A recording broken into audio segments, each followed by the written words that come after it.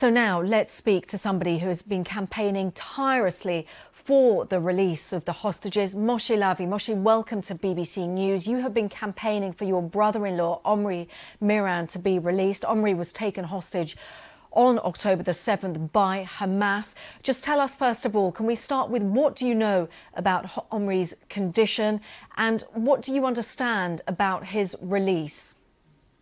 Thank you for having me today. I wish I knew what to answer. I don't know anything about Omri's condition. The Hamas and their accomplices don't allow the ICRC or any other international organization to visit the hostages to ensure that they received proper treatment, proper nutrition, that they're not abused and tortured. What I do know is that I watched the scenes today and I saw three men who were starved, who were abused, were deprived of sunlight, food, water, and sanitation. And I'm very concerned about Omri. It just highlights that we need to ensure that phase 2 happens as soon as possible, that we can't delay the release of all the hostages who remain captive if we want to see them home alive. I believe we will meet Omri again, that my sister Lishai will hug him, that my nieces will kiss him, but time is of the essence. He needs to be home. Moshe, Omri was taken from Kibbutz Nahal Oz. It's where Lishai were hiding in a safe room with your nieces, with Ronnie and Alma, tiny, tiny little girls at that stage. Just tell us what happened to your sister and her family, because it was incredibly traumatic while they were in that safe room. Describe what happened, if you could relive that. Yes, certainly. My entire immediate family experienced October 7th to various degrees because they were all in the area where I grew up. But Lishai and Omri experienced the worst. Hamas terrorists barged into their home, first through the windows of the bathroom, and then they used a teenager boy from the kibbutz, Tomer, to lure them to open the door. Lishai and Omri opened it in order to save Tomer's life. And that's how when the terrorists entered their home. Sadly, Tomer's body was found a few days later. He was killed on October 7th. But Omri and Lishai could not have known that. So for hours more, they were held captive in their own home.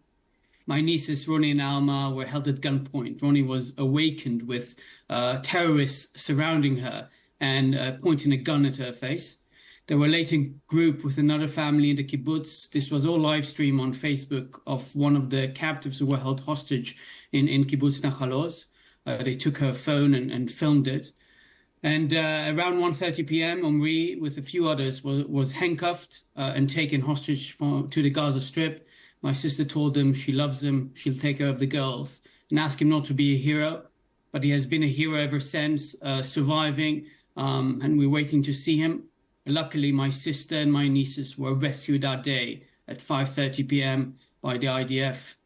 We could have lost them as well. I could have lost my entire family, but luckily we are whole, but not entirely whole, because we're still waiting for Omri to return.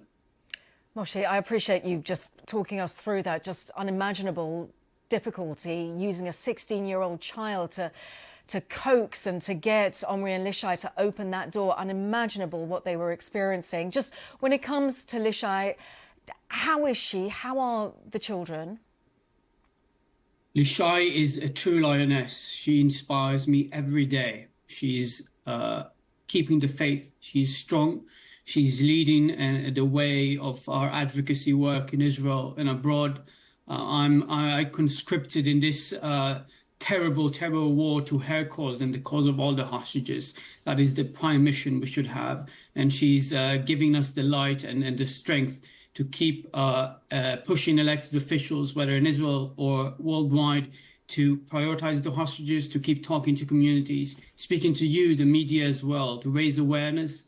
And Lishai, at the same time, as she is an advocate, she's also a mother.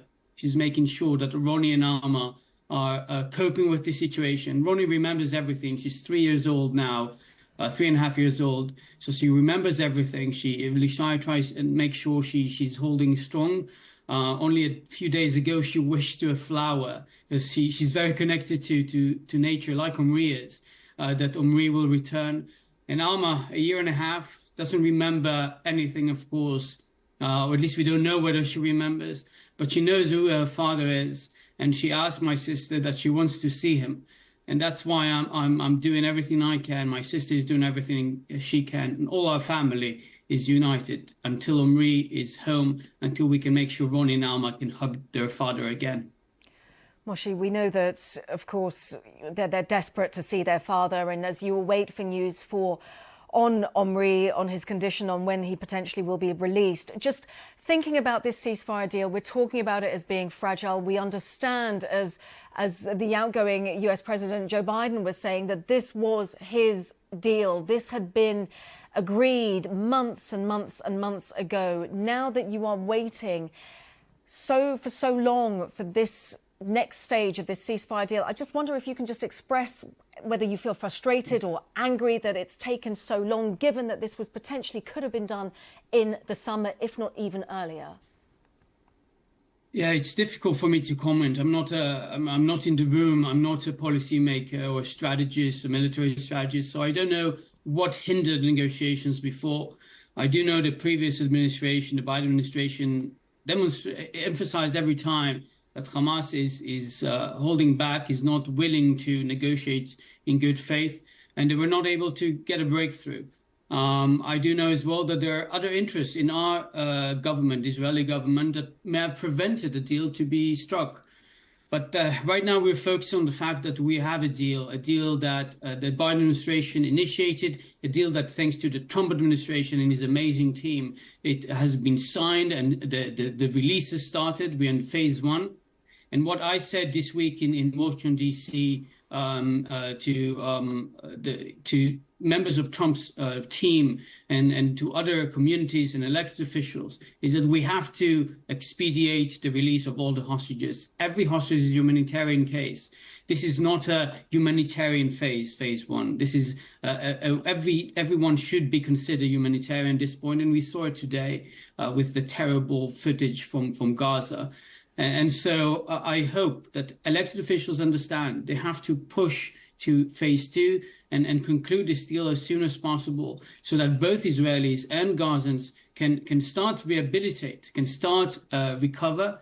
And we in Israel, I can assure you, we will, after all the hostages release, we will call for a national inquiry committee to ensure that those who are responsible for October 7th on our side, for the failures of October 7th, of course, and for everything that happened ever since, including the issue of negotiations, will be examined with our democratic institutions. I wish I could say the same about the Gaza Strip. Hopefully, after this war, they'll have a democracy, a real democracy that will protect them, that will safeguard them as well. Hamas is not the one that should lead them. Yes, critical to also remember the many thousands of people killed in Gaza. Moshe Lavi, who continues to campaign for your brother-in-law, Omri Miran. Thank you so much for speaking to us here on BBC News. We wish Lishai and the girls all the best. Thank you, Moshe.